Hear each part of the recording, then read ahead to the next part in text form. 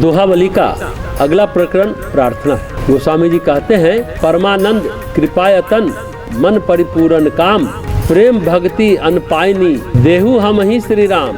हे परमानंद स्वरूप, कृपा के धाम, मन की सारी कामनाओं को पूर्ण करने वाले श्री रामचंद्र जी, आप हमें अविचल भक्ति दीजिए राम। तो तुलसीदास जी प्रार्थना कर रहे हैं। भगवान क्या है? आनंद रूप है। ऐसा वैसा आनंद नहीं, उनसे बढ़कर कोई आनंद हो ही नहीं सकता, और उनके कृपा का भी कोई पारावार नहीं होता। ऐसा कुछ नहीं है जो उनकी कृपा से संभव नहीं है, सब कुछ संभव है। जिसे हम आप असंभव कहते हैं वह भगवत कृपा से संभव है।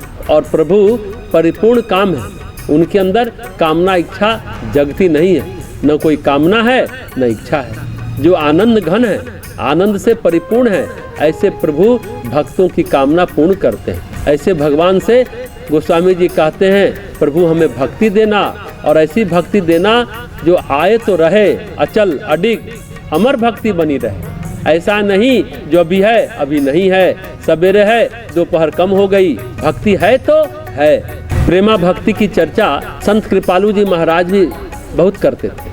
गोस्वामी जी अनपायनी भक्ति की भी चर्चा कर रहे हैं, ऐसी भक्ति जो पाई नहीं जा सकती। प्रेमा भक्ति की भी चर्चा करते हैं, जैसे चैतन्य महाप्रभु भी हैं, जो भगवत प्रेम का सकल साकार विग्रह है। उनके पैर के नख से लेकर सिर तक, उनके रोम रोम कोशिका के कण कण में भक्ति, कण कण में भगवत प्रेम लहराता है। और ऐसा भगवत प्रेम जो बस है ही। जैसे सागर में जल कम नहीं होता, वैसे ही चैतन्य महाप्रभु में, मीरा में भक्ति का सागर कम नहीं होता। भक्ति का सागर उमड़ता उफनता रहता। प्रेमा भक्ति का उदाहरण है ये चैतन्य महाप्रभु और मीरा। मीरा को कुछ भी करो वो हिलने डुलने वाली है क्या? नहीं। किसी भी स्थिति में प्रेम घट जाएगा क्या? नहीं। चाहे जहर पिलाओ, सांप का पिटारा भेज दो, प्रेम चला जाएगा क्या? नहीं। क्या मीरा कही कि प्रेम हम कम कर देते हैं, छोड़ देते हैं? ऐसा कही क्या? नहीं। अरे तुमको जो करना है करो, हमें जो करना है करेंगे, मीरा ने ये कहा। ये जो भगवत प्रेम में अविचल होता है ना, रोम रोम में भगवान नहीं, उसका प्रेम बसता है। तो ऐसी भक्ति प्रेमा भक्ति है। ऐसी भक्ति जो विराजमान है मीरा में, जो विराजमान है चैतन्य महाप्रभु में, जो विराजमान है गोस्वामी जी में। और इस दोहे में जो गोस्वामी जी कहते हैं अनपायनी भक्ति, इस दोहे में 3 शब्द अलग अलग है। प्रेम भगति अनपायनी। प्रेम भगति अनपायनी देहु हम ही श्री राम।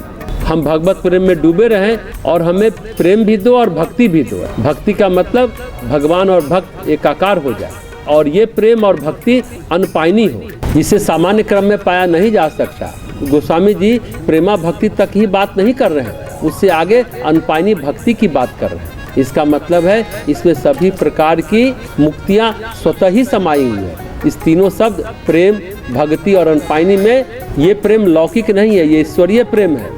भक्ति भी साधारण नहीं, असाधारण है, एकाकार हो गया प्रभु के साथ भक्त। और अनपायनी जो है ये अलौकिक है, किसी को मिलती नहीं है। भगवान हमें ऐसी भक्ति दो, गोस्वामी जी ये कह रहे हैं। यहाँ प्रेम भक्ति और अनपायनी तीनों शब्द की अलग अलग व्याख्या।